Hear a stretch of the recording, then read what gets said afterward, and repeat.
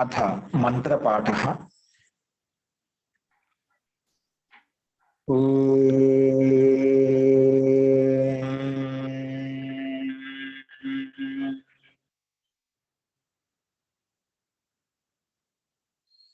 सहनावतु सहनौ भुनक्तु सह वीर्यं करवावहै तेजस्विनावधीतमस्तु मा विद्विषावहै। ओम शांति शांति शांति।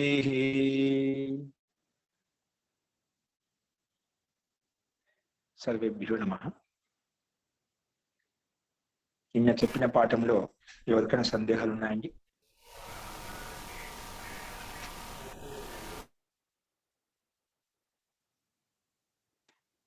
అస్తు ప్రకృతం శ్రామః. మనము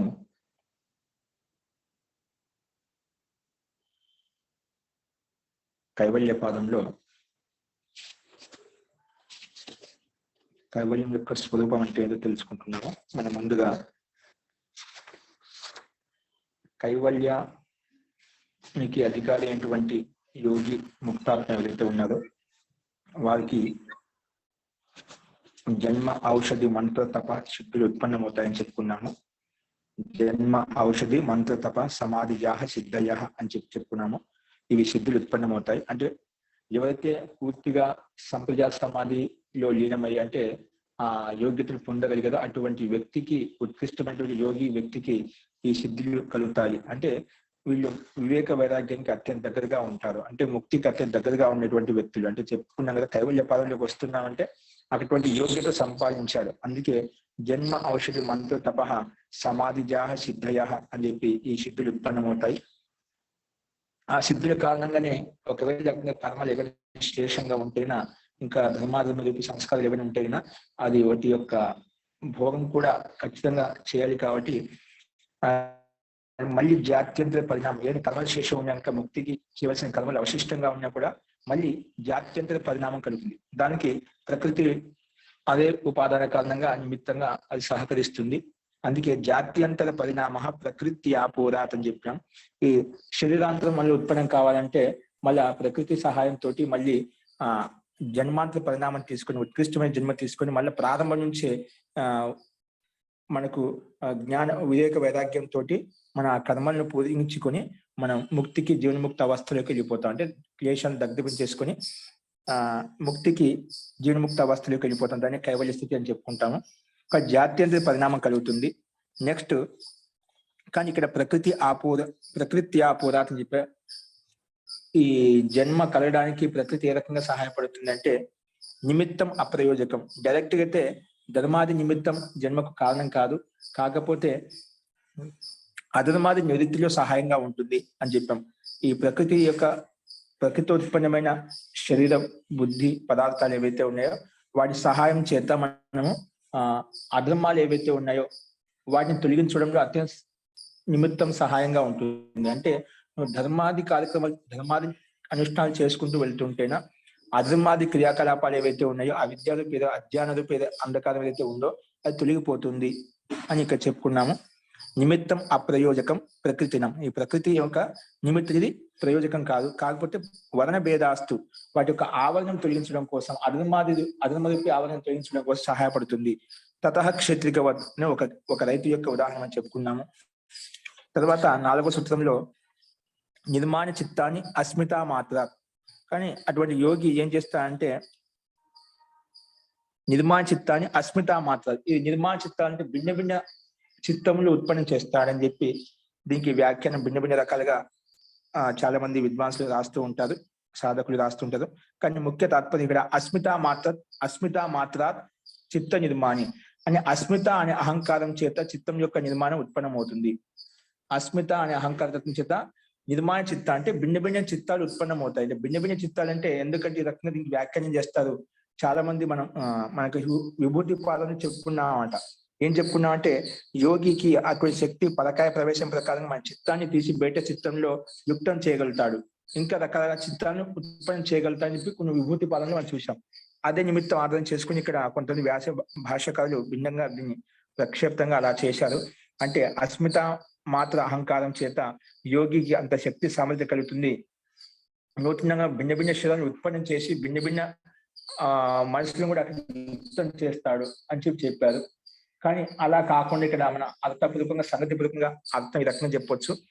సో భిన్న భిన్న విషయాల్లో చిత్తాన్ని చేస్తాడు ఆ జీవాత్మ. ఎందుకంటే భిన్న భిన్న శరీరాలు భిన్న భిన్న మనసులు యుక్తం చేసినప్పుడు అక్కడ ఆత్మ లేకుండా శరీరాలు ఎన్ని ఉన్నా కూడా మనసులు ఎన్ని ఉన్నా కూడా అక్కడ ఆత్మ లేని శరీరం యొక్క ప్రకృతి యొక్క గతి ఉండదు అనమాట.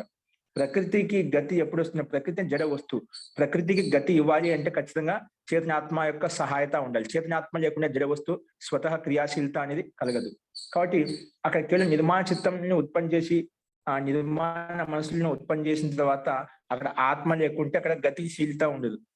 కాబట్టి కానీ వ్యాఖ్యానం ఆ రకంగా ఇచ్చారు. మనం అందుకే భిన్న భిన్న చిత్తం అంటే భిన్న భిన్న విషయాల చిత్తాన్ని యుక్తం చేసిన యోగ్యత ఆ యోగ సాధకుడికి ఉంటుందని చెప్పి మనం ఆ రకంగా అర్థం చేసుకోవాలి. ఎందుకంటే భిన్న భిన్న విషయాలు ప్రకృతిలో ఉండొచ్చు, బ్రహ్మాండంలో ఏది కావాలంటే ఆ విషయమే ఏం చేసి ఆత్మ పరమాత్మ కావచ్చు, ఈ బ్రహ్మాండం అన్ని విషయాలు లోకాంతరాల యొక్క విషయాలను తెలుసుకునే శక్తి సామర్థ్యం ఆ యోగికి మనసుకు ఉంటుంది. ఎందుకంటే ఒక శరీరంలో ఒక మనసు ఉంటుంది, ఒకే చిత్తం ఉంటుంది, ఒకే ఆత్మ ఉంటుంది. భిన్న భిన్న ఆత్మలు భిన్న భిన్న మనసులు ఉండవు అనమాట. కానీ ఒకే ఆత్మతో యుక్తమైన మనసు శరీరం ఏదైతే ఉందో అటువంటి యోగ్యత శక్తి సామర్థ్యం ఆత్మకు ఉంటుంది అనమాట. ఏ విషయంలో కావాలంటే ఆ విషయం విశిష్టమైన అభ్యాసం ద్వారా యోగాభ్యాసం ద్వారా ఆ యోగ్యత సంపాదించుకోగలుగుతాడు. కాబట్టి ఇక్కడ నిర్మాణ చిత్తాలంటే ఇక్కడ భిన్న భిన్న విషయాల్లో ఆ యోగి ఆ మనసు లీనం చేసేసి ఆ రకంగా ఉత్పన్నం చేస్తాడు. ఏ విషయం కావాలంటే ఆ విషయం తెలుసుకోగలుగుతాడు. కాబట్టి ఆ రకమైన అభిప్రాయం ఇక్కడ తీయాలి. తర్వాత ఇట్లా భిన్న భిన్న ప్రవృత్తి భేదే ప్రయోజకం చిత్తం ఏకం అనేకేశం. ఇక్కడ భిన్న భిన్న విషయాల్లో మనసుని కేంద్రీకరించినప్పటికీ కూడా మనం చెప్పుకున్నాం సంయమాత్ ప్రజ్ఞాలోక భవతి. సంయమం ద్వారా విశిష్టమైన ప్రజ్ఞాలోకం ప్రకాశిస్తుంది. విశిష్ట ప్రజ్ఞ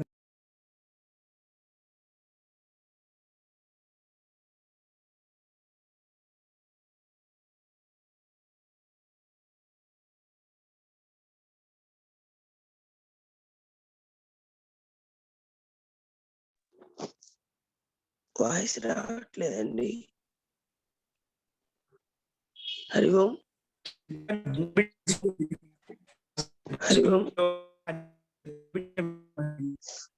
మహోదయ వినపడడం లేదండి, సరిగా బ్రేక్ అయిపోయిందండి.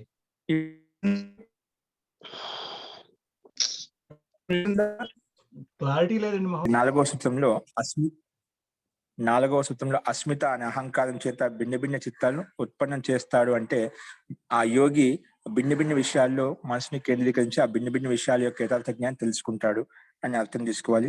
అదే విధంగా ఇక్కడ మనకు నెక్స్ట్ 5వ సూత్రం కనిపిస్తుంది. ప్రవృత్తి భేదే సతి ప్రయోజకం చిత్తం ఏకం అనేకేశం. ఇక్కడ ప్రవృత్తిలో భిన్న భిన్నత ఉన్నప్పుడు కూడా ప్రవృత్తి అంటే భిన్న భిన్నత ఎలాగా అంటే ఒక చిత్తం ఒకటే.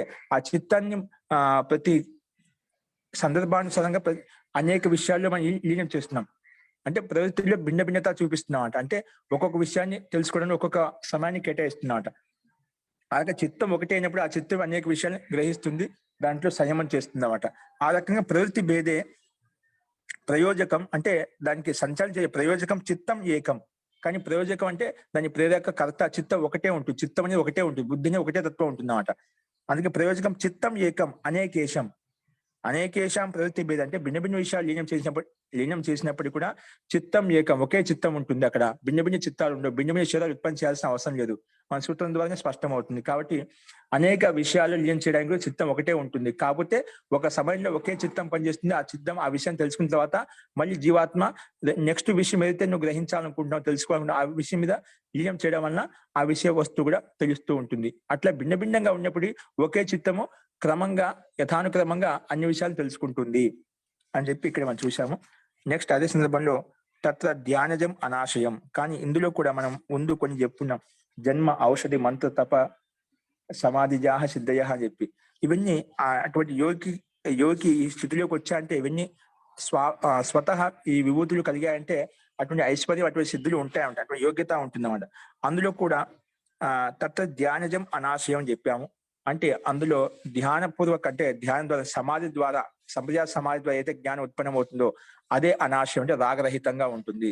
అంటే మిగిలిన విషయాల్లో మనం చిత్తాన్ని ఏకాగ్రం చేసుకొని ఏవైతే ఐశ్వర్యాన్ని పొందుతామో, ఏకాగ్రత ద్వారా ఏదైతే ఐశ్వర్యాన్ని పొందుతానో అది కేవలము మనకు ఆ ఏకాగ్రత వల్ల మనకు అనేక అత్యంత సామర్థ్యం కలుగుతుంది. కలిగినప్పటికీ కూడా అక్కడ మనకులో వాసన అనేది అట్నే లోపల అంతర్ముఖంగా ఉంటుంది అన్నమాట. అది దగ్ధబీజం కాలేదు. కాబట్టి అంటే మిగిలిన ప్రయత్నాల ద్వారా చేసి అయితే యోగ్యత సంపాదించుకున్న ప్రకాశం యోగ్యతను అంటే వివేకాన్ని సంపాదించుకున్నామో అది ఆ వివేకంలో ఆశయం ఉంటుంది. అంటే ఏదో కోరిక ఆకాంక్ష ప్రీతి అనేది ఖచ్చితంగా ఉంటుంది అన్నమాట. కాబట్టి మనకు అటువంటి ప్రీతి ఆకాంక్ష పూర్ణ పరవైరాగ్యం కలగాలి అంటే ఎప్పుడు సాధ్యం అవుతుందంటే సమాధి ద్వారా ఎప్పుడైతే మనకు స్థితి కలుగుతుందో అప్పుడు మాత్రమే ఆ సమాధి ద్వారా అయితే జ్ఞానం ఉత్పన్నమవుతుంది. ఆ జ్ఞానంలోనే విశిష్టమైన పరవైరాగ్యం ఉంటుంది. పరవైరాగ్యం అంటే అప్పుడు పుణ్య పాపాల మీద ఆకాంక్ష ఉండదు అన్నమాట. అంటే పుణ్యం చేయడం అక్కడ పాప అశుక్ల అకృష్ణ కర్మలు ముందు చెప్పుకున్నామట. అటువంటి కర్మల పట్ల ఆసక్తే ఉండదు అనమాట. ఏ కర్మ చేసి నిష్కామ కర్మలు చేస్తుంటారో ఆ కర్మలు కూడా ముక్తిని పొందడం కోసం ప్రయత్నం చేస్తూ ఉంటాయి కామన రహితంగా. కానీ ముక్తికి ఆశ కలిగేటువంటి వ్యక్తిని ముక్తిని పొందుతున్న ఆకాంక్ష వదిలిపెట్టాను అనమాట. కర్తవ్యం చేయాలంతే. నేను ముక్తిని ముక్తి కావాలని చెప్పి అత్యంత దాని రాగయుక్తమైన ఆ కోరిక ఉండకూడదు. నిష్కామ ఈ కర్మకి ఈ ఫలితం తెలుసు అంతే. ఈ కర్మలు చేయాలి. అలా ఈశ్వరుని యొక్క ప్రతిపాదన మనకి వేదాలు ఇచ్చారు, శాస్త్రాలు ఋషి మహర్షులు చెప్పారు. అటువంటి అనాసక్తి పూర్వకంగా కర్మ చేయాలి. అలా నిష్కామ కర్మలు చెప్పినప్పుడు ముక్తికి అధికారం అవుతాము. కాబట్టి అందులో ధ్యానపూర్వకంగా అయితే వివేకం ఏర్పడుతుందో జ్ఞానం ఏర్పడుతుందో అదే అనాశయం, అంటే కర్మరహిత అంటే వాసన రహితంగా ఉంటుంది. మిగిలిన ఎటువంటి మనకు ఐశ్వర్యం వచ్చినా ఆ జ్ఞానం సంపాదించుకున్నా అందులో ఆ జ్ఞానం ఉంటుంది. ఆ జ్ఞానం యొక్క ఆనందాన్ని ధర్మపూర్వకంగా ఉంటుంది కాబట్టి సుఖాన్ని పొందుతూ ఉంటాం. కానీ ముక్తి యొక్క అధికారం పొందాలి అంటే, ముక్తిలోకి వెళ్ళాలంటే, మోక్షంలో వెళ్ళాలి అంటే ఖచ్చితంగా సమాధి ద్వారా సాధ్యం అవుతుంది. అందుకే చాలా మంది రకరకాల ధ్యానం చేస్తున్నామండి. నేను దీపాన్ని పెట్టి ధ్యానం చేస్తున్నాను, లేదంటే నేను ఇంకోటి విపాసన ధ్యానం చేస్తున్నాను, లేదా సూర్యుడి మీద ధ్యానం చేస్తున్నాను, లేదా రాముడి మీద కృష్ణ మీద, అట్లా భిన్న రకాలు చేస్తుంటాం. ఇవన్నీ కూడా ఏంటికి ధ్యానజ సమాధి కోసమే చేస్తూ ఉంటాం.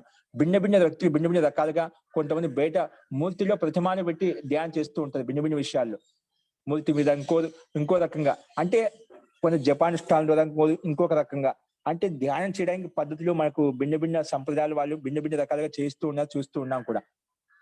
కానీ ఇవన్నీ కూడా కేవలం మన మనసును ఒక స్థితిలోకి తీసుకొని రావడం కోసం. కానీ లాస్ట్ లో పరమ వైరాగ్యాన్ని పొందాలంటే, ముక్తిని పొందాలి అంటే, ఆ ఆత్మ పరమాత్మ యొక్క సాక్షాత్కారం చేసుకోవాలి అంటే ఖచ్చితంగా నువ్వు ఈ సమాధిలోకి రావాల్సిందే. సమాధి ద్వారా ఉత్పన్న జ్ఞానంతోనే నువ్వు ఆత్మ పరమాత్మ దర్శనం చేసుకోగలుగుతావు.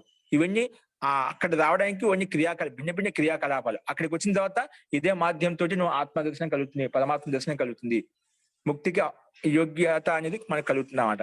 కాబట్టి ఇవన్నీ భిన్న ప్లాట్ఫామ్లు భిన్నంగా ఉన్నప్పటికీ లక్ష్యం అనేది అక్కడికి వచ్చిన అంతే ఒకటే ఉంటుంది. ఇప్పుడు జైన సంప్రదాయం వాళ్ళు ఒక రకంగా చెప్తారు, ఇంకా బౌద్ధులు ఒక రకంగా ధ్యాన సమాధి గురించి చెప్తుంటారు. అలాగా మనలో హిందువులని భిన్న సంప్రదాయాల వాళ్ళు భిన్న రకాలుగా ఈశ్వరుని యొక్క మహిమ గురించి చెప్తూ ఉంటారు అన్నమాట. కానీ ఇవన్నీ కూడా మన ఒక సమాధి వరకు తీసుకొని రావడానికి ముందు జరిగే ధ్యాన స్థితిలో కలిగేటువంటి భిన్న క్రియాకలాపాలు అంతే. అక్కడికి వచ్చిన తర్వాత అందరికీ వివేకం ఉత్పన్నం అవుతుంది. ఎలాగని చేసుకో, అక్కడికి వచ్చేసరికి ఒక స్థితి నీకు యోగ్యత కలిగినప్పుడు నీ మనసుని ఒక విషయం కేంద్రీకృతం చేసి సంయమం ద్వారా ప్రజ్ఞాలోకం ఉత్పన్నం అవుతుంది చెప్తా. ఆ సంయమం ద్వారా మనకు విశిష్టమైన జ్ఞానం కలుగుతుంది అన్నమాట. అప్పుడు తెలుస్తుంది యథార్థత ఏంటి అనేది. అక్కడికి వచ్చినాక అందరూ ఒకటే అయిపోతుంది అన్నమాట. అందుకే భిన్న దేవి దేవతలు ఉన్నప్పటికీ ఈశ్వరుడు ఒకడని చెప్పి, ఎందుకంటే ఆ దేవి దేవతలు అంటే ముందే వాస్తవంగా తెలుసుకోవాలి. వాళ్ళ దేవి దేవత ఐశ్వర్యవంతులు జ్ఞానవంతులు చెప్పాం. వాళ్ళ ద్వారా జ్ఞానాన్ని సంపాదించుకొని మనం ముక్తి కోసం అక్కడికి సమాధి కోసం ప్రయత్నం చేసి అంత ఒకవైపు వెళ్తూ ఉంటాం అంట. కానీ చెప్పడానికి పద్ధతి ఇప్పుడు క్రిస్టియన్స్, అదేవిధంగా ముస్లిమ్స్ కావచ్చు, ఇంకా భిన్న సంప్రదాయాలు కావచ్చు, వాళ్ళంతా కూడా ఈశ్వరు నుంచి వేరే భిన్న పదాలు వ్యక్తం చేస్తున్నారు. కానీ అందరికీ ఎందుకంటే సమస్త ఆర్యావర్త దేశం అనేది ఇప్పుడు దాంట్లో కుల మత భేదాలు అంటే ఎప్పుడు లేవు అన్నమాట. ప్రారంభించి ఆరంభించి ఈ మొత్తం ప్రతి మానవ మాతృకి ఈ ముక్తి యొక్క అధికారం అందరికీ ఉండాలి. దీంట్లో మత సంప్రదాయాల కోసం లేదనమాట. కాబట్టి మానవ మాతృ కోసం సృష్టి నిర్మించాం, మానవ మాతృ కోసం ఈ వేద శాస్త్రాలు ఉత్పన్నమయ్యాయి.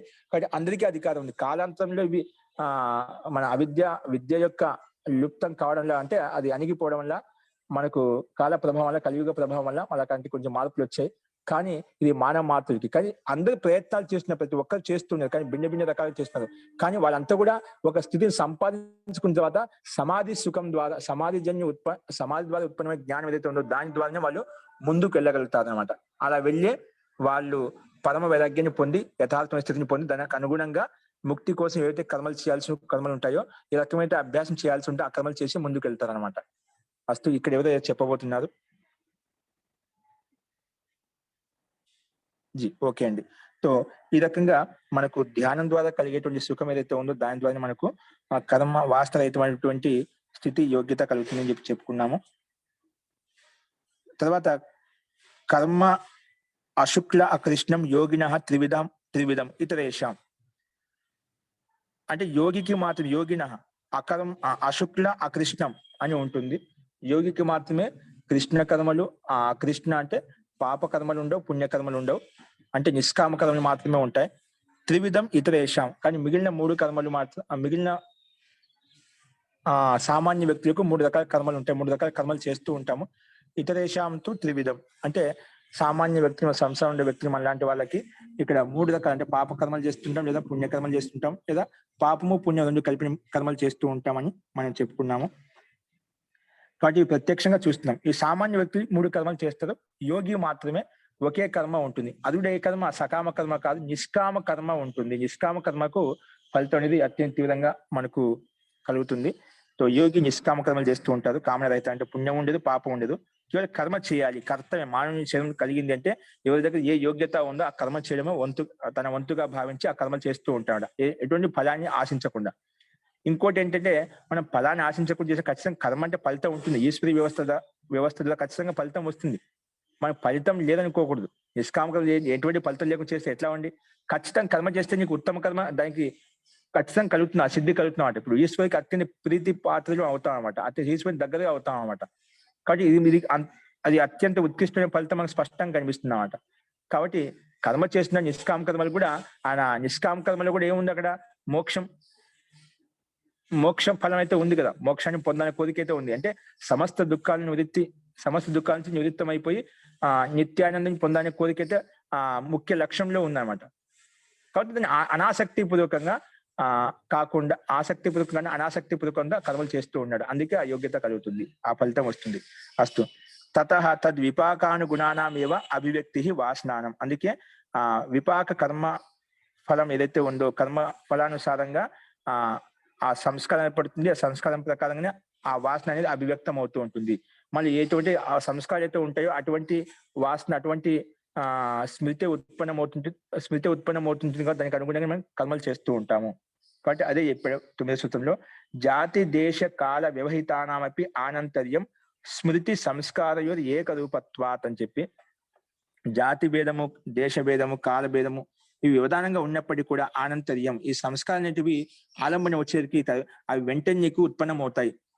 గత జన్మలో కాకుండా 10 జన్మలో మధ్యలో వ్యవధానం ఉంది కదా, అవన్నీ మర్చిపోయాం. కొంతమంది కర్మలు చేసినప్పుడు అనుకుంటది, ఇప్పుడు ఈ కర్మ చేసిన ఎవరో మళ్ళీ 10 ఏళ్లకు ఎవరు చూస్తారండి, ఇవి ఏదో దాచిపెట్టేసామని అనుకుంటూ ఉంటారు. కానీ ఆలంబన వచ్చినప్పుడు ఆ సంస్కారం వీళ్ళ మనసులో చిత్తంలో ఉంది కాబట్టి ఆలంబన వచ్చినప్పుడు వెంటనే అది దాని యొక్క స్మృతి ఉత్పన్నం అవుతుంది. ఆ స్మృతి ద్వారా మనకు ఆ క్రియ ఉత్తమ కర్మ అయితే అది ఉత్తమంగా ఉంటుంది, అది సామాన్య కర్మ అయితే దానికి తగ్గట్టుగా ఫలితం అనేది మనకు కనిపిస్తుంది. మొత్తానికి ఆ స్మృతి ఏర్పడుతుంది అన్నమాట. ఆలంబన వచ్చినప్పుడు ఎన్నో జన్మ జాతి దేశ కాలానికి వ్యవధానం ఉన్నప్పుడు కూడా ఆ స్మృతి అయితే ఏర్పడుతుంది, అంటే ఉత్పన్నం అవుతుంది. ఎందుకంటే స్మృతి సంస్కారం ఒకటే ఏకరూపంగా ఉంటాయి కాబట్టి, దగ్గరలో ఉంటాయి కాబట్టి అటువంటి స్థితి ఏర్పడుతుందని చెప్పుకున్నాము. కాబట్టి మనం ఏ కర్మ చేసినా సంస్కారం ఏర్పడుతుంది, ఆ సంస్కారం ఏర్పడినది ఖచ్చితంగా స్మృతి కూడా ఉంటుంది. అందుకే మనం ఆలంబన వచ్చినప్పుడు మనం కొన్ని ఏళ్ళు గడిచిపోయినా కూడా ఆ వాసన, ఆ సంస్కారం మనకు కనిపిస్తూ ఉంటుంది. ఇప్పుడు దానికి ప్రత్యక్ష ఉదాహరణ మనమే చూసుకోవచ్చు. ఒక్కొక్క చిన్న పిల్లవాళ్ళు కావచ్చు, పెద్దవాళ్ళు కావచ్చు, ఒక్కొక్కరిలో ఒక్కొక్క సంస్కారం ఉంటుందన్నమాట. అది ఈ జన్మలో మనం ఎప్పుడు చూడలేదు. యువావస్థలు చూసుకోండి, బాల్యావస్థలు చూడండి, వృద్ధావస్థలు చూడండి, ప్రౌఢావస్థలు చేయండి, కొన్ని కర్మలు చేసి ఉండవు. కానీ అనాది వాసన కర్మల ప్రభావంగా అది ఆ కర్మానుగుణంగా వాసన అభివ్యక్తం అవుతూ ఉంటుంది, లోపల మనసులో అభివ్యక్తం అవుతూ ఉంటాం. అంటే ఆ కర్మ ఆలంబన వచ్చేసరికి మనలో కూడా వాటి పట్ల, వస్తువు పట్ల ద్వేషం కానీ, ఆకాంక్ష కానీ, కోరిక కానీ కలుగుతూ ఉంటున్నమాట. అది ఎప్పుడు ఈ జన్మలో చూడలేదు, ఎప్పుడు దాన్ని ప్రయోగించలేదు అన్నమాట. ఆయన ఆ సంస్కారం అనాది జన్మ అనాది వాసన ఆ కర్మాశని ప్రబలంగా ఉంటుంది కాబట్టి దానికి తగ్గట్టుగా వాసనానుగుణంగా కర్మ ఉత్పన్నమైనప్పుడు అది వాసన అనేది అభివ్యక్తం అవుతుంది. ఖచ్చితంగా అది ఉద్బుద్ధం అయిపోయి అది మనకు దాని పట్ల ఆకర్షణ కానీ, వికర్షణ కానీ, అంటే ద్వేషం కానీ కలుగుతుంది. అంటే దాంట్లో సుఖానుభూతి పొంది ఉంటే ఆ రాగం ఆసక్తి కలుగుతుంది, దుఃఖానుభూతి కలిగితే ద్వేషం కలుగుతుంది. ఇప్పుడు ఈ విషయంలో మనకు అందరికీ ప్రత్యక్ష ఉదాహరణ మనం గత జన్మలో మృత్యు యొక్క అనుభూతి అందరం పొందాం కాబట్టి మనకు ఆ మృత్యు పట్ల మనకు ఎప్పుడు ఉండకూడదు, అంటే ఎప్పుడు శాశ్వతం ఇక్కడే ఉండాలి, ఆ మృత్యు ఉండకూడదు అని చెప్పి మనం కోరుకుంటూ ఉంటాం. ఎందుకు? ఆ మృత్యు యొక్క భయం మనకు ఆ సంస్కారం ఉంది కాబట్టి ఈ జన్మలు ఎప్పుడు చూడలేదు అన్నమాట. చాలా మన చిన్న సూక్ష్మ జీవులు కావచ్చు, దాని మీద పశు పక్షులు కావచ్చు, ఏమన్నా మనం ఎక్కువ ప్రతాడనం చేస్తున్నాం అంటే భయం ప్రీతి పారిపోతూ ఉంటాడు. అలాగే మనుషులు కూడా చూస్తున్నాడు. కానీ ఈ జన్మలు ఎప్పుడైనా మనం చనిపోయి చూడలేదు కదా, ఈ చనిపోతే దుఃఖం ఈ రకంగా ఉంటుంది చెప్పి.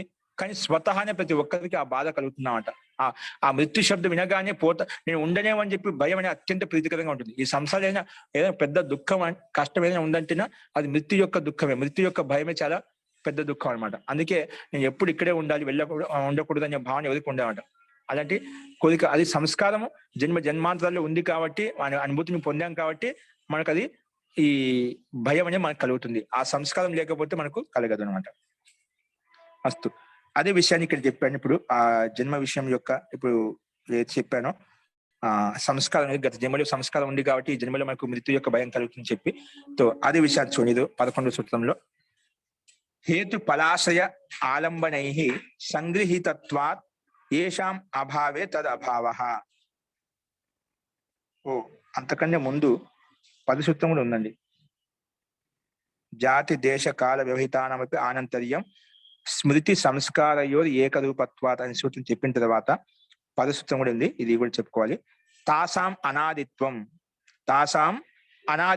చ ఆశిషో నిత్యత్వాత్.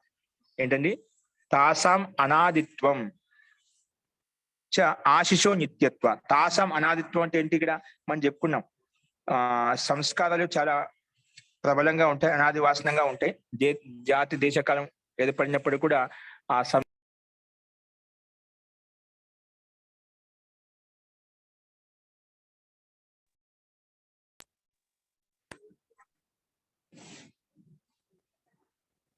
వినిపిస్తుందండి అందరికి?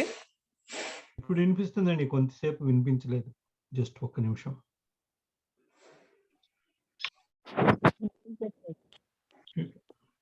ఓకే అండి. తాసాం అనాదిత్వం చ ఆశిషో నిత్యత్వాద అంటే అనాది వాసన ఉందని చెప్పుకున్నాం మనకు. స్మృతి సంస్కారం ఏకరూపత్వ, స్మృతి సంస్కారం ఇవి జన్మాంతరాలు అలాగే ఉంటాయి మన మనసులో చిత్తంలో.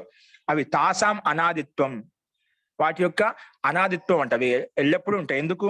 ఆశిషో నిత్యత్వాద్. ఆశిషో అంటే మన కోరికలు అనేవి నిత్యంగా ఉండటం వలన అవి కూడా అంటే ప్రతి ఒక్కరికి జీవించాలనే కోరిక, అంటే జీవించడానికి కోరికనే ఆకాంక్ష ప్రీతి అందరికీ ఉంటుందన్నమాట. అందుకే అది నిత్యత్వంగా ఉండటం వలన ఈ సంస్కారాలు కూడా వాసన కూడా నిత్యత్వంగా ఉంటుంది. అందుకే ఆశిషో నిత్యత్వాత అంటే ఈ ప్రవాహంతో అనాదిగా అని చెప్పుకుంటాను. ఈ సంస్కారాలు ఏవైతే ఉన్నాయి ప్రవాహాలు అంటే వాటిని నష్టం చేసుకోవచ్చు, ఈ సంస్కారాలను దగ్ధబించేసి నష్టం చేసుకోవచ్చు. కానీ ఆ తత్వం కాదు, దానికంటే ముందు ప్రవాహ రూపంగా అంటే అవి నష్టం అవుతూ ఉంటాయి, ఉత్పన్నమవుతూ ఉంటాయి, నష్టం అవుతూ ఉంటాయి, ఉత్పన్నమవుతూ ఉంటాయి ఈ సంస్కారాలు అనేవి. అందుకే ప్రవాహతో అనాదిత్వంగా తీసుకోవాలన్నమాట. అది ప్రవాహంగా అనాదిత్వం. ఈ సృష్టి అనాద్య ఏదో సాధ్య, ఈ సృష్టి ఉత్పన్నమైంది అనాది కాలంగా ఉంటుందా అంటే ఈ సృష్టి కాలంలో ఎప్పుడైతే సృష్టి కాలం యొక్క నియమం ఉందో అంతవరకు అనాదిగా ఉంటుందన్నమాట. అంటే చిన్న చిన్న ఖండ ప్రజలు జరుగుతూ ఉంటాయి, ఉత్పన్నం అవుతుంటాయి, అలా నడుస్తూ ఉంటున్నాను. కానీ ఇది ప్రవాహ పూర్వక నిత్యత్వం. కానీ ఈ సృష్టి నష్టం అవుతుంది, మళ్ళీ ఉత్పన్నం అవుతుంది, నష్టం అవుతుంది, ఉత్పన్నం అవుతుంది. ఆ రకంగా అనాదిత్వం అన్నమాట. సృష్టి అనాది కాదు, కానీ సృష్టిలు ఈ నష్టమైన తర్వాత మళ్ళీ సృష్టి ఉత్పన్నం అవుతుంది, మళ్ళీ నష్టమే మళ్ళీ సృష్టి ఉత్పన్నం అవుతుంది. సృష్టి ప్రళయం సృష్టి నడుస్తూ ఉంటుంది, చక్రం సృష్టి ప్రళయ చక్రాలు నడుస్తూ ఉంటాడు. ఆ రకంగా అనాది ప్రవాహ రూపంగా అనాదికి నడుస్తూ ఉంటాయి, చక్రంగా నడుస్తూ ఉంటాయి అన్నమాట. ఇక్కడ సంస్కారాలు కూడా మనము ముక్తిని పొందేంత వరకు మనకు దాంతో మనం ఈ సంస్కారాలతో మనం నష్టం చేయడానికి వాటిని గుణాలను ఉత్పత్తి చేసుకోవడం కోసం నిరంతరంగా ప్రయత్నం చేస్తూ ఉంటామట. అంటే సంస్కారాలు ఉద్భుతమవుతూ ఉంటాయి, నష్టమవుతూ ఉంటామట. ఉత్తమ సంస్కారాల కోసం ప్రయత్నం చేస్తూ ఉంటాం.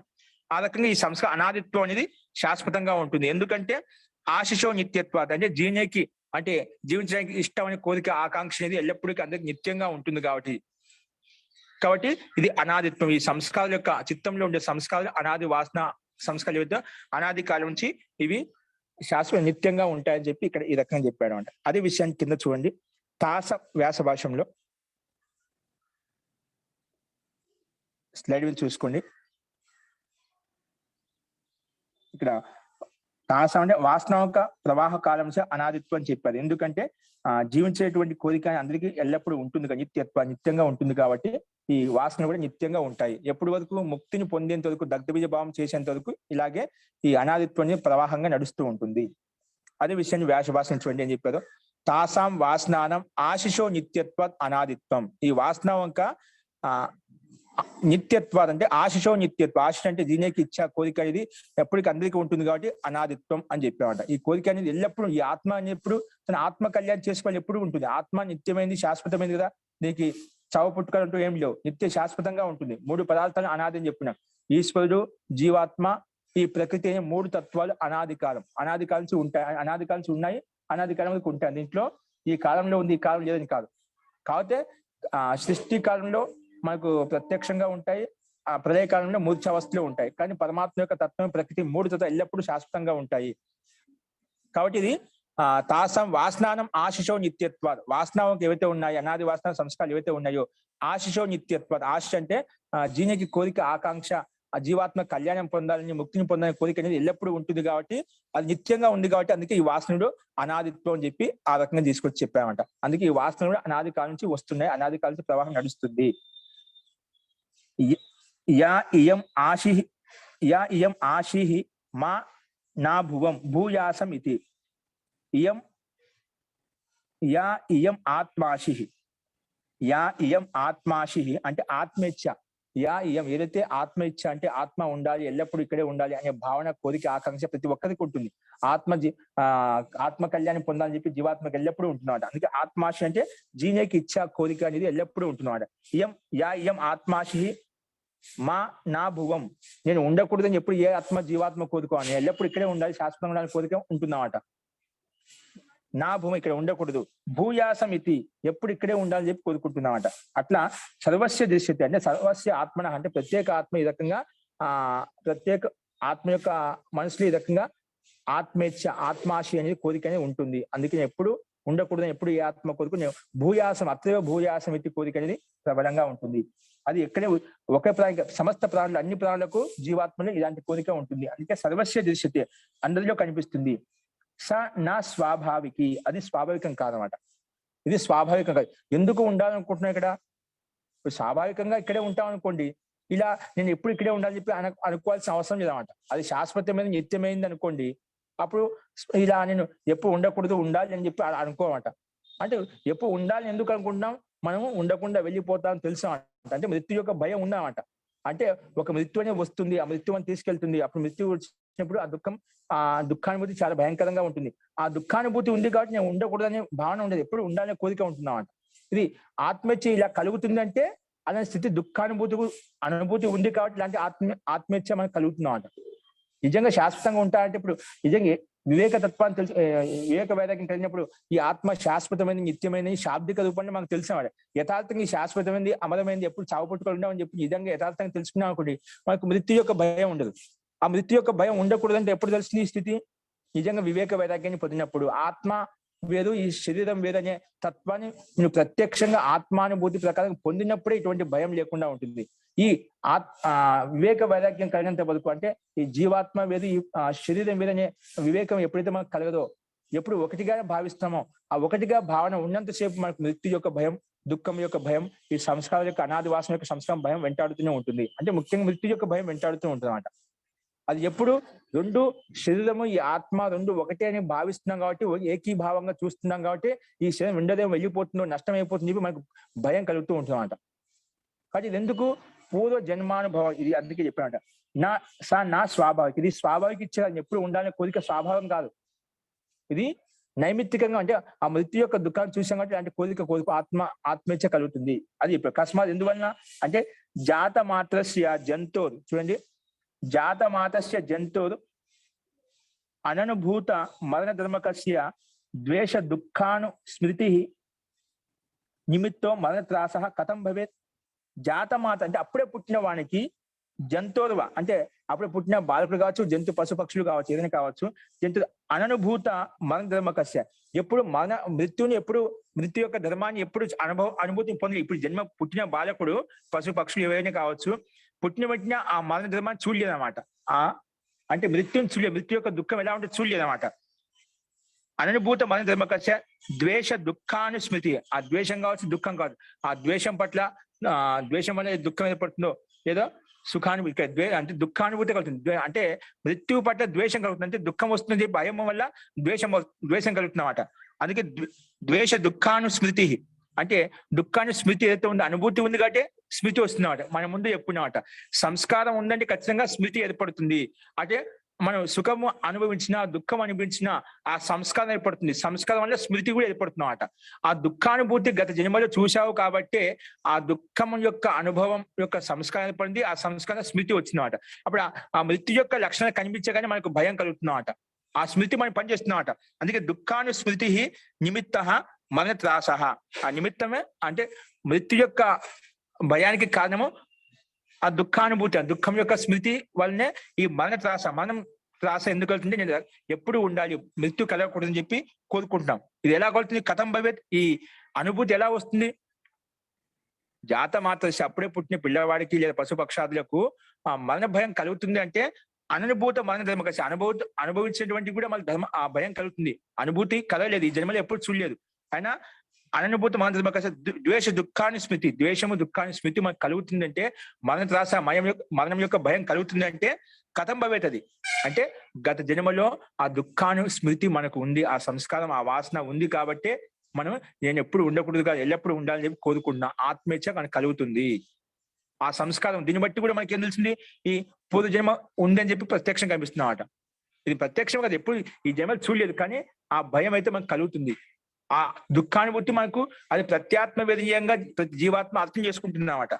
అందుకే కథం భవేత్, అది ఎలా కలుగుతుందంటే అది పూర్వజన్మలో ఆ సుఖ దుఃఖానుభూతి ఉంది కాబట్టి ఆ భయం ఇప్పుడు కలుగుతున్నాడు. అందుకని ఎప్పుడు నా భువం భూయాసం ఎత్తి కోరుకుంటున్నాడు, ఎప్పుడు ఉండాలని చెప్పి ఈ ఆత్మ కళ్యాణం చేసుకోవాలని చెప్పి కోరుకుంటుంది.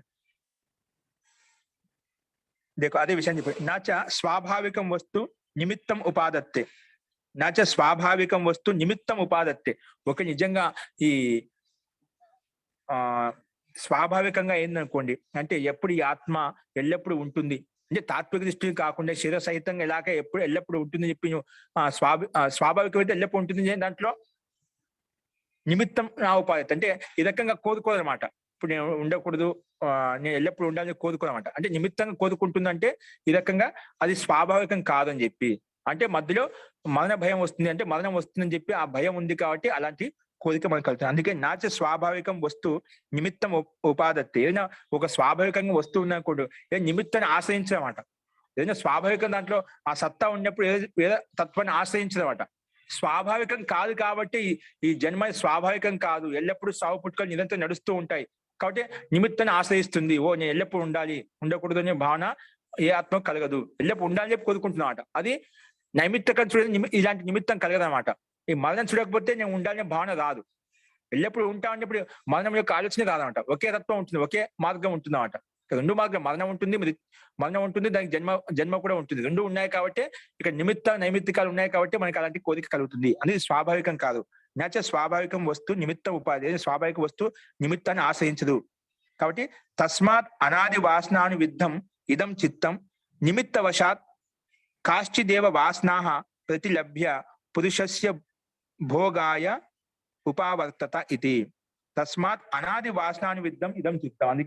అందువల్లనే అనాది కాలం నుంచి వచ్చినటువంటి వాసనలు ఏవైతే ఉన్నాయో, అనాది వాసన సంస్కార ప్రబలంగా ఏదైతే చిత్తంలో ఉన్నాయో, అనాది వాసనాను విద్ధం ఇదం చిత్తం, అనాది వాసన సంస్కారాలతో యుక్తమైనటువంటి ఈ చిత్తము నిమిత్త కారణంగా కాశ్చితేవ వాసన ప్రతిలభ్య, ఏదో కొన్ని వాసనలు సంస్కారాలు ఏవైతే వాటిని ప్రతిలభ్య గ్రహించి పురుషస్య భోగాయ ఉపావర్తత ఇది, పురుషుని భోగాలు అనిపించడం కోసం ఇవి ఉత్పన్నమవుతాయి.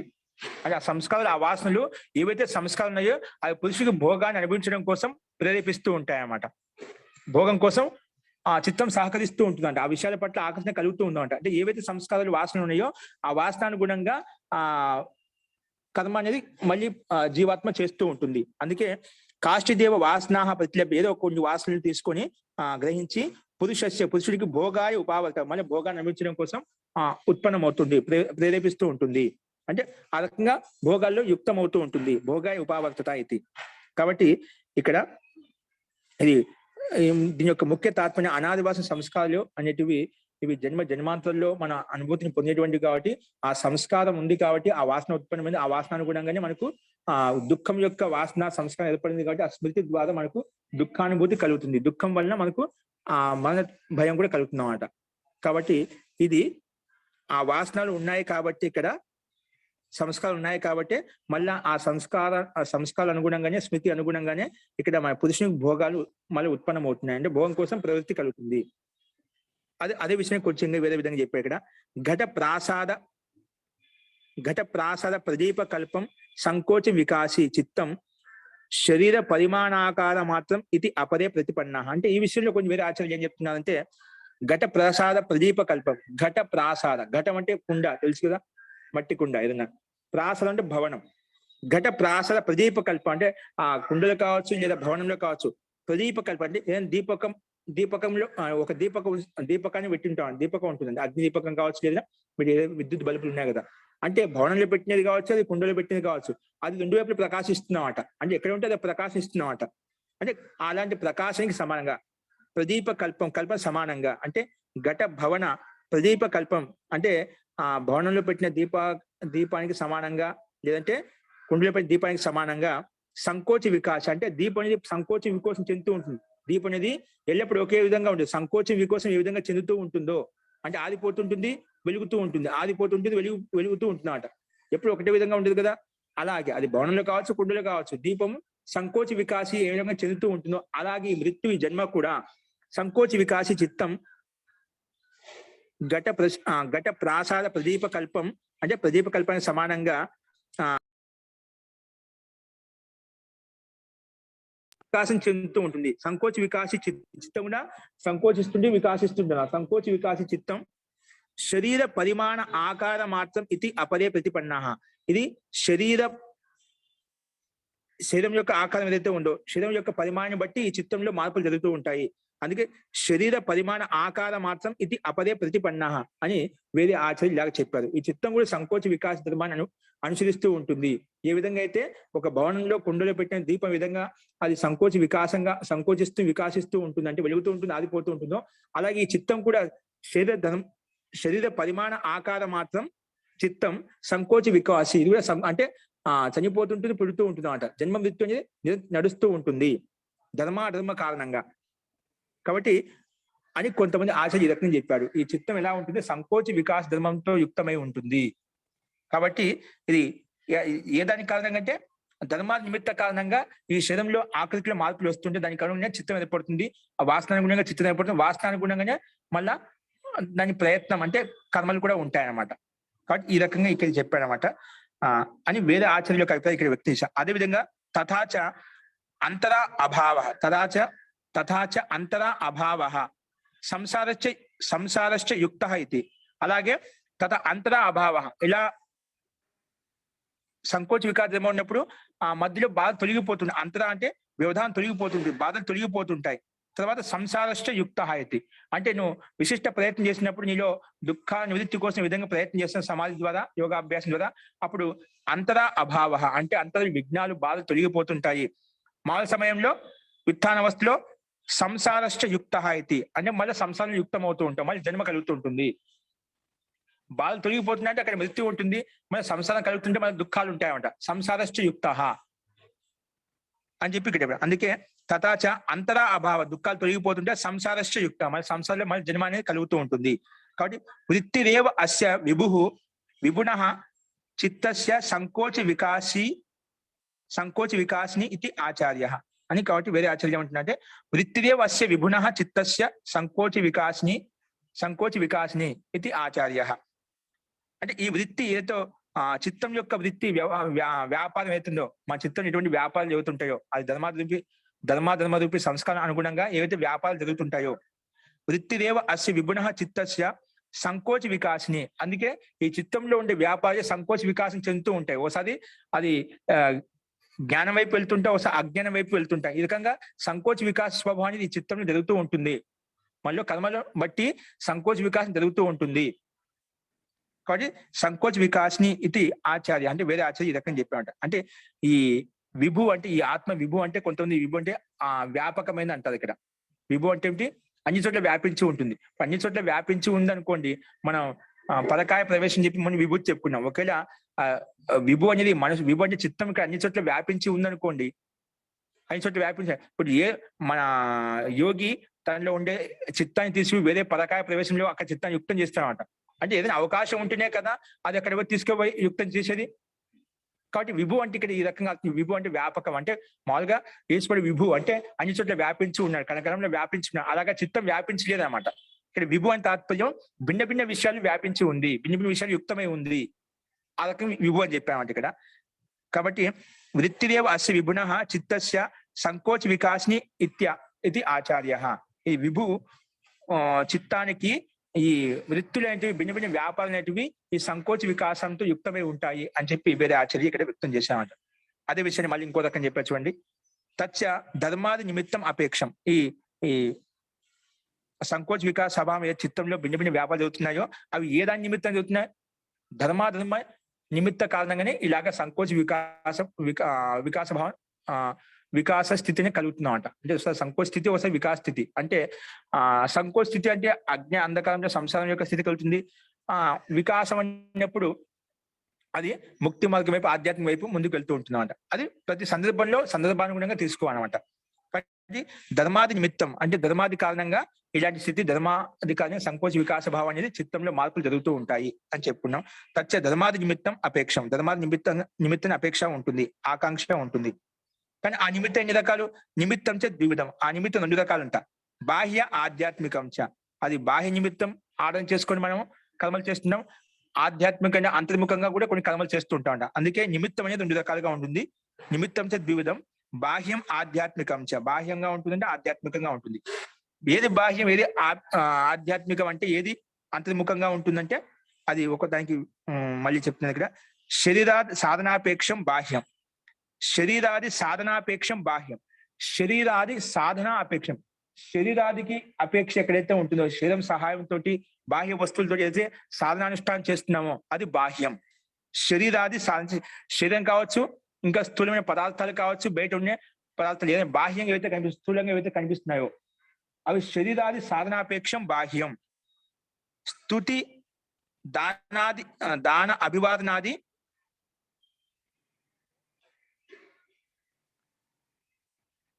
స్తుతి దాన అభివాదనాది చిత్తం మాత్రాధీనం శ్రద్ధాది ఆధ్యాత్మికం.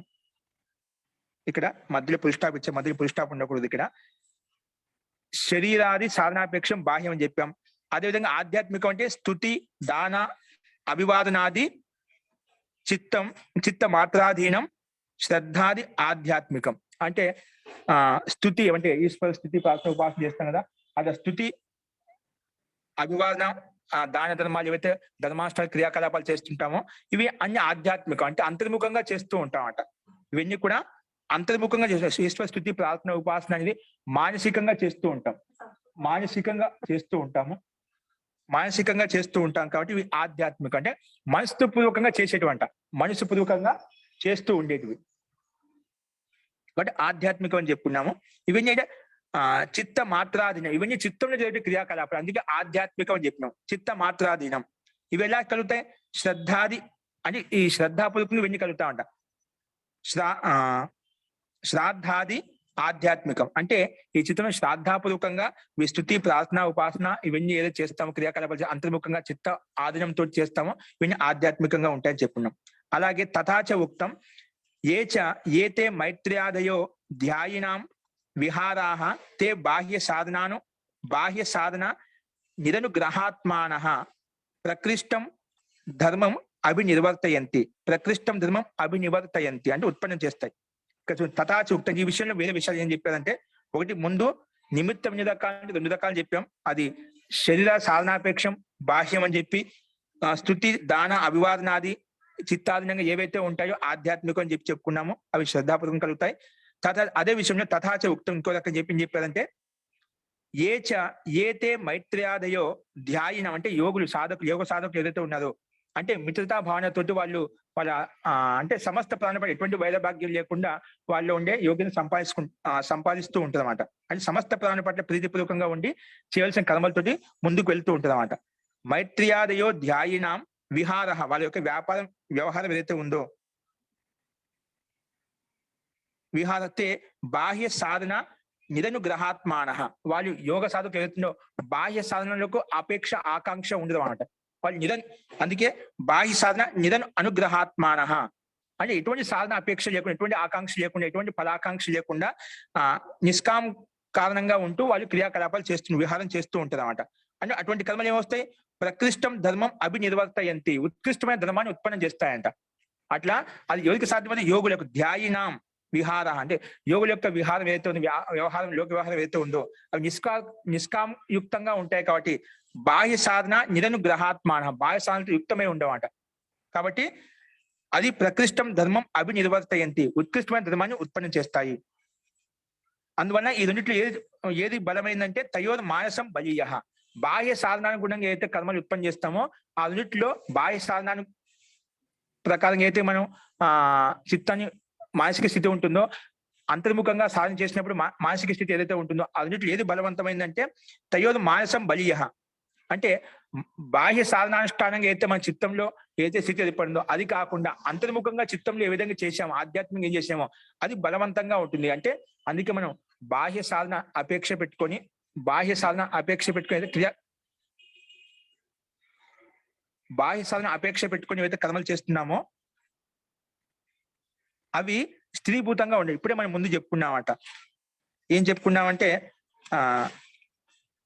తత్వ ధ్యానజం అనాశయం, అంటే ధ్యానం ద్వారా, అంటే ఆ ధ్యానజం అంతర్ముఖంగా చిత్తంతో మనం ధ్యానం చేస్తూ ఉంటాను. అలా చేసినప్పుడు ఏదైతే ఉందో అదే మనకు స్థితి పదాన్ని కలిగిస్తుంది, మానసిక స్థితి పదాన్ని కలిగిస్తుంది, అంటే స్థిరత్వాన్ని కలిగిస్తున్నామట. ఇక్కడ అదే విధంగా చెప్తున్నామట. తయోర్ మానసం బలి, అంటే మానసికంగా చేసిన కర్మలు ఏవైతే ఉన్నాయి బలంగా ఉంటాయి. కథం ఎలాగంటే జ్ఞాన వైరాగ్య కేన అతిశయ్యేత, జ్ఞాన వైరాగ్య కేన అతిశయ్యేతే, అంటే కదా జ్ఞాన వైరాగ్యం రెండు నాటి ద్వివచనం ఇచ్చాడు ఇక్కడ. జ్ఞాన వైరాగ్య కేన అతిశయ్యేతే, శయ్యతని ఏకవచనం, శయ్యేతని ద్వివచనంలో, జ్ఞానం వైరాగ్యం రెండు ఇచ్చాడు. అంటే జ్ఞానాన్ని వైరాగ్యాన్ని అతిశయమించి ఏది బలంగా ఉంటుంది అంటే ఎందుకంటే ముక్తిగా జ్ఞానాత్ ముక్తి అంటాం. జ్ఞానాన్ని మించి వైరాగ్యాన్ని మించి అతిశయమైంది అంటే దానికంటే ఉత్కృష్టం ఏది ఉంటుంది అంటే ధర్మాది ద్వారా ఏదైతే జ్ఞానం ఉత్పన్నమైందో అవన్నీ చేసుకున్నా కూడా దాని సుఖ విశేషం ఉంటుంది. కానీ జ్ఞాన ద్వారా వైరాగ్యం ద్వారా కలిగేటువంటి విశిష్టమైన సుఖానుభూతి దాన్ని పోల్చుకునే తక్కువనే అనమాట. అందుకే దాన్ని అతిశయించి ఏది ఉండదు. అందుకే జ్ఞాన వైరాగ్య కేన అతిశయ్యేతే, దాన్ని మించి ఏది అతిశయంగా ఉంటుంది. కాబట్టి అది ఇంకో రకం లౌకిక ఉదాహరణ ప్రకారం చెప్పామట. దండకారణ్యం చ చిత్త బల వ్యతిరేకేన కహ శారీరేణ కర్మణ శూన్యం కర్తుం ఉత్సహేత. ఇక్కడ కర్తుం ఉంది, కర్తుం రాయండి, ఉకారం తీసేయండి. కర్తుం ఉత్సహేత. దండకారణ్యం చ చిత్తబలం వ్యతిరేకేన, అంటే దండకారణ్యం చిత్తబలం వ్యతిరేకేన కహ శారీరేణ కర్మణ శూన్యం కర్తుం ఉత్సహేత. అంటే దండకారణ్యం అంటే ఒక అడవి, అంటే ఘన ఘోరమైనటువంటి అడవి ప్రాంతం అట. చిత్త బల వ్యతిరేకన అంటే మానసిక బలం బలంగా లేకుండా, అంటే ఆత్మిక బలం లేకుండా, కహ ఎవరు శారీరేణ కర్మణ శరీర కర్మ ద్వారా శూన్యం కర్తుం ఉత్సహేత. దండకారణ్యం అంటే ఏంటి? దండకారణ్యంలో ఎంత ఘనఘోరంగా ఉంటుందండి అడవి ప్రాంతం, ఎంత ఘనఘోరంగా ఉంటుంది, చాలా విశాలంగా ఉంటుంది, చాలా భయంకరంగా ఉంటుంది అన్నమాట. అలాగే దండకారణ్యానికి సమానంగా మన చిత్తంలో వృత్తులు ఉన్నాయి, ఆలోచనలు ఉన్నాయి. అంటే అది మంచి ఉత్తమ కర్మలు కావచ్చు, పాప కర్మలు కావచ్చు. ఒక అరణ్యం లాగా ఉన్నాయంట. ఒక అరణ్యంలో అటవీ ప్రాంతంలో ఘనఘోరమైన అడవిలో ఏ విధంగా అయితే ఉంటుందో అటువంటి మన చిత్తంలో, అంటే ఆ విధంగా పోల్చి చెప్పినామట. దండకారణ్యం చిత్తం చిత్త బల వ్యతిరేకేన అంటే మానసిక బలం ఆత్మిక బలం లేకుండా ఆ అడవిలో ఉన్నటువంటి విధంగా స్థితి ఎట్లా ఉంటుందో అలాగా మన చిత్తంలో ఉన్నటువంటి ఆలోచనను విచారణను మనం జయించాలి అంటే వాటిని అతిక్రమించాలి అంటే ఉండాలి చిత్త బల వ్యతిరేకన అంటే మానసిక బలం లేకుండా ఆత్మిక బలం లేకుండా వాటిని నిరోధించలేము, వాటిని అరికట్టలేము, వాటిని చిత్తం నుండి వృత్తిని నిలబెట్టలేము అనమాట. కాబట్టి చిత్త బల వ్యతిరేకన కహ ఎవరు శారీరైన కర్మన ఏది శరీరం ద్వారా, మానసిక బలం లేదు, ఆత్మిక బలం లేదు, నేను శరీరం ద్వారా అన్ని చేస్తా అంటే అది కష్టం అంట. అందుకే మనోబలం ఐశ్వర్యం ఆత్మిక బలం ఉండాలి, ధైర్యం ఉండాలి అంటుంటాం మనం. ఆ ధైర్యం ఎలా వస్తుంది? ఆత్మిక బలం ఉన్నప్పుడు ధైర్యం వస్తుంది. అంటే శారీరక బలం ఎంత ఉన్నప్పటికీ కూడా మనోబలం లేనప్పుడు, ఆత్మిక బలం లేనప్పుడు మనకు ఆ ధైర్యం రాదు, ఆ ఉత్సాహం రాదనమాట. అందుకే కహ శారీరైన కర్మ శరీర కర్మ ద్వారా శూన్యం కర్తం ఉత్సాహేత అంటే ఘనఘోర అడవిలో ఉన్నటువంటి ఈ విధంగా ఉంటుందో అలాగా మన చిత్తంలో ఉన్నటువంటి అనాది వాస సంస్కారాలు ఏవైతే ఉన్నాయో ప్రబలంగా ఆ ధర్మాధర్మ రూప సంస్కారాలు ఏవైతే ఉన్నాయో వాటిని అరికట్టడానికి, వాటిని నివృత్తి చేయడానికి, వాటిని దగ్ధవించడానికి ఆత్మిక బలం లేకుండా దుజ సంకల్పం లేకుండా వాటిని ఓన్లీ శరీర కర్మ ద్వారా, శరీరం ద్వారా దాన్ని అరికట్టలేవు. ఎవరు కూడా శరీరైన కర్మ శూన్యం కర్త అంటే వాటిని శూన్యం చేయడానికి సాధ్యం కాదు. అలాగే సముద్రం అగస్త్యవత్ వా పిబేత్, సముద్రం అగస్త్యవత్ వా పిబేత్ అంటే విశాలమైన సముద్రాన్ని అగస్త్య ఋషి తాగేశాన్ని ఒక మన కథను చెప్తున్నాడు, రకరకాల కథలు చెప్తున్నాను. అంటే సముద్రం లాంటి విశాలమైనటువంటి ఈ సంసారంలో అంటే ఈ మనోవేద అంటే ఈ మనసులో కూడా జన్మాంతర యొక్క సంస్కారాలు, అనాదివాద సంస్కారాలు ఒక సముద్రం లాగా విశాలంగా వ్యాపించి ఉన్నాయంట. సముద్రం విధంగా వ్యాపించి ఉందో అనాదివాస సంస్కారం ప్రబలంగా వ్యాపించి ఉన్నాయంట. అలాగా సముద్రం అగస్త్యవత్ వా పిబేత్ లేదా ఒక సముద్రంలో ఉండే నీటిని అగస్త్య ఋషి మొత్తం తాగేశామంట. తాగేదేమంటే మన చిత్తంలో ఉండే ధర్మాధర్మ రూపి సంస్కారాలు, అనాది వాసన సంస్కారాలు ఏ విధంగా వ్యాపించి ఉన్నాయో అగస్త్య ఋషి అతని యోగ బలం ద్వారా, యోగాభ్యాసం ద్వారా వాటిని తాగేసి అంటే వాటిని అరికట్టేసి నియంత్రించి దగ్ధభయం చేసేసుకున్నామట.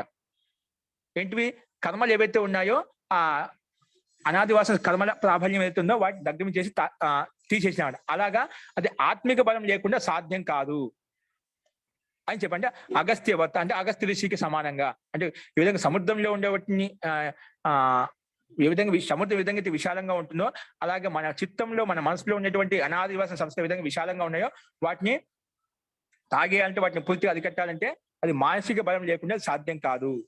ఈ సంస్కారం నష్టం చేయలేము. దగ్ధభయం చేయాలి అంటే మనకు ఆత్మిక బలం అనేది ఎంతో అవసరము. అది ఈ రకంగా ఇక చూపించాలి. అంటే దండకారణ్యం యొక్క నిమిత్తం చూపించి దీనికి రకరకాల పౌరాణికులు పురాణంలో భిన్న భిన్న కథలు ఉన్నాయి, ఆ రకం చెప్తూ ఉంటారు. కానీ ఇక్కడ సముద్రాన్ని, అడవిని ఏ రకం చూసుకుంటే మన చిత్తం ఆ రకంగా ఉంటుంది, చాలా అస్తవ్యస్తంగా ఉంటుంది. ఇప్పుడు అడవిలో అంతా అస్తవ్యస్తంగా ఉంటాయి కదా, చూడనీకి అన్ని దూరంగా బాగానే ఉంటుంది. చూడనీకి మన మనసు పిల్లవాడు బాగానే ఉన్నా కానీ అతనిలో కర్మలు చూసి తెలిసిన ఎట్లా ఉండేదని చెప్పేది. పర్వతాలు ఎలా ఉంటాయి? దురతో రమణీయ, దగ్గరికి పోతే ఎలా ఉంటుంది? చాలా భయంకరంగా ఉంటుంది అన్నమాట. అలాగే ఒక మనిషి చూడగానే అలంకారం చేసిన చాలా చక్కగా అందంగా ఉంటారన్నమాట. వాళ్ళ గుణాలు, వాళ్ళ యొక్క వ్యవహారాన్ని బట్టి వాళ్ళ గుణవంతుడా లేదా గుణహీనుడా అని తెలుస్తుందన్నమాట. అట్లా పరిస్థితిని బట్టి, అట్లా గుణాలను బట్టి మనకు తెలుస్తుందన్నమాట. అట్లా ఏదైనా కానీ మన చిత్తంలో చాలా అనేక జన్మాంత సంస్కారం ప్రబలంగా ఉంటాయి. అది కేవలం శారీరక కర్మ ద్వారా శూన్యం చేయడం కష్టమవుతుంది. అది చిత్తబలం వ్యతిరేకం. అంటే చిత్తబలం అనేది ప్రాబల్యంగా ఉన్నప్పుడే అది సాధ్యమవుతుంది అని చెప్పి ఇక్కడ మనం ఈ రకంగా చెప్పుకున్నాం. కాబట్టి ఈ అనాది వాసన తత్వం అనేది జీనికి ఇచ్చా కోరిక ఎప్పుడు శాశ్వతంగా ఉంటుంది. కాబట్టి ఇది అనాది వాసన నిత్యత్వాత్ అని చెప్పాడు ఇక్కడ. తాసాం అనాదిత్వం అనేది, అనాదికాల స్థితి అనేది ఆశిషో నిత్యత్వం. ఆశిషి అంటే కోరిక నిత్యంగా ఉండటం వల్ల ఈ స్థితి వ్యక్తికి కలుగుతుందని చెప్పి మనం ఇక్కడ చూసామండి. అస్తు ఈ రకంగా పరిస్థితుల్లో తాసాం అనాదిత్వం అనేది ఈ సుఖము, సుఖ సాధనల పట్ల ప్రాప్తి పొందడానికి ఏదైతే కోరిక ఉందో, దుఃఖం పట్ల కలిగిన సాధనాలు ఏవైతే వాటి పట్ల ద్వేష స్థితి అనేది వాటిని నివృత్తి చెందాలంటే సుఖం ఏదంటే పొందామో ఆ సుఖానికి సంబంధించిన సాధనాలు ఏవైతే ఉన్నాయో వాటి పట్ల ప్రీతి కలుగుతుంది. ఆ దుఃఖం కలిగడానికి సాధనాలు ఏవైతే ఉన్నాయో వాటి పట్ల ద్వేష భావన అనేది వాటికి నివృత్తి చేయడం కోసం కోరిక అనేది, తర్వాత ఎల్లప్పుడూ సదా జీవించి ఉండాలనే కోరిక అనేది, ఇది వాసన యొక్క ప్రవాహం అనాది కాలం నుంచి ఉన్నప్పుడు మాత్రం నిత్యంగా ఉంది కాబట్టి ఈ స్థితి కలుగుతుంది. అందుకే దీన్ని బట్టి అవుతుంది అనాది వాసనలు బలంగా ఉంటాయి. అంటే దీన్ని బట్టి మనకు జన్మ కూడా ఉందని తెలుస్తున్నాం. అంటే పైన చెప్పుకున్నామంట అంతరా అభావ సంసారశ్చ యుక్త అని చెప్పి 2వ పారాగ్రాఫ్ చెప్పినాం. అంటే దీన్ని బట్టి మళ్ళీ జన్మ కూడా ఉంటుందని చెప్పి మనకు ప్రత్యక్షంగా కనిపిస్తుంది అన్నమాట. అంటే అనాది వాసన సంస్కారాలు ఉన్నాయి. ఆ సంస్కారాలు ఉన్నాయి కాబట్టి వాటి యొక్క సంస్కారాల యొక్క అనుభూతి ప్రకారంగా ఈ జన్మలో మనకు స్మృతిని బట్టి మనకు ఈ జన్మలో కర్మలు చేస్తూ ఉన్నాము. అదే విధంగా మనకు ప్రవృత్తి కూడా అదే విధంగా నడుస్తూ ఉంది. మన కర్మాశని బట్టే మన కర్మలు కూడా అదే విధంగా ప్రత్యక్షంగా వాసనలు కూడా మనకు అభివ్యక్తం అవుతున్నాయి అని ఇక్కడ మనం చూసామండి. అస్తు ఈ రకంగా ఈ అనాది తత్వం అనేది ఎల్లప్పుడూ ఉంటుంది.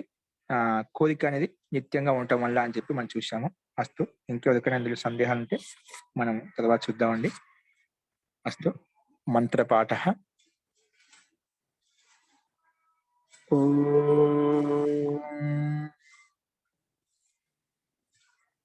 సర్వే భవంతు సుఖినః, సర్వే సంతు నిరామయాః, సర్వే భద్రాణి పశ్యంతు, మా కశ్చిద్ దుఃఖభాగ్ భవేత్. ఓం శాంతి శాంతి శాంతి. సర్వేభ్యో నమః. అందరికీ నమస్కారం అండి.